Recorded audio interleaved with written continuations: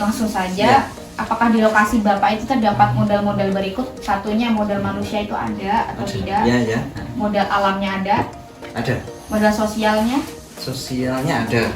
Modal fisiknya? Fisiknya ada. Dan modal finansialnya? Ada meskipun tersendat. Terus berapa banyak itu masyarakat di sekitar sini itu yang bekerja di sektor pertanian, Pak? Di sini memang mayoritas penduduk kita itu petani. Mungkin dari sekitar 7.000 orang kisarannya yang usia produktif ya kisarannya 2.000-an lah, 3.000-an sampai 3.000. Jadi pekerjaan utama di sini itu di pertanian. Selain bekerja di sektor pertanian itu masyarakat biasanya kerja di sektor apa, Pak? Perdagangan. Artinya perdagangan itu ada yang jual, misalnya menjadi pengepul hasil pertanian. Lalu jenis tanaman pertanian apa yang mendukung untuk dikembangkan di lokasi Bapak saat ini?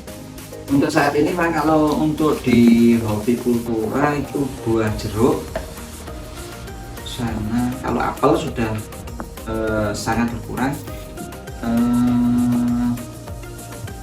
sama bunga yang sekarang banyak. Aster itu? Ya, baik peacock, aster, dan bunga lain yang seperti yang ke arah ke bunga hias yang sekarang mulai banyak.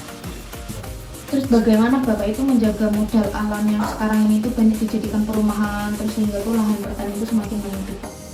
Ya kalau usahanya memang kalau untuk menjual dan tidak menjualkan itu masing-masing petani. Kalau kami ya istilahnya bagaimana mengefektivitaskan dengan lahan yang ada, yaitu dengan pola bagaimana kita menerapkan pupuk organiknya untuk mengembalikan bahan organik yang ada di tanah. Karena dengan mempertahankan bahan organik itulah kesuburan tanah terjaga. Cuman memang kendalanya kadang kenapa kok lahannya sempit itu biasanya generasi penerusnya yang nggak bertani. Artinya misalnya orang tuanya tani, kemudian anaknya menjadi karyawan swasta, menjadi karyawan BUMN atau di ASN atau di guru.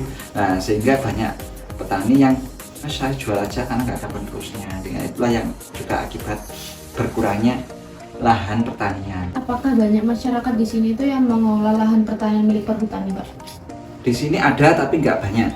Lebih banyak kan yang milik sendiri ya? Iya, lebih banyak kan yang milik sendiri. Yang berhutani mungkin kisarannya hanya puluhan orang, mungkin ya paling banyak ratusan, hanya seratusan. Bentuk kerjasama dalam pengelolaan milik perhutani itu kayak apa, Pak, bentuknya? Bentuknya apa ya Kak? PKS ya, perjanjian kerjasama. Artinya dalam 1 tahun dari hasil yang dikelola itu nggak tahu prosentasenya, tapi dari prosentase hasil pertaniannya itu ada yang diberikan ke perhutani. Terus kemudian ada nggak Pak masih di sini kegiatan gotong royong gitu di pertanian? Kalau di gotong royong alhamdulillah di kita masih tinggi. Artinya ketika ada misalnya saluran irigasi yang tersumbat atau rusak, kemudian jalan usaha tani yang kotor dan perlu perbaikan, kita masih selama itu dikondisikan untuk kegiatan gotong royong atau kerja bakti masih tinggi untuk partisipasinya. Di lokasi Bapak itu ada nggak ada atau tidak itu lembaga penyedia modal untuk usaha tani? Kalau di kita ya perbankan, KUR, kayak itu kredit usaha rakyat, ya biasanya kita pakai program itu ya karena KUR sangat kalau di program pemerintah memang kalau untuk pertanian juga. Menurut Bapak itu apakah keberadaan koperasi atau kredit usaha rakyat itu memberi dampak pada kegiatan usaha tani Bapak? Yang jelas sangat berdampak karena petani itu kan panennya 1 tahun, 6 bulan sampai 1 tahun berikutnya.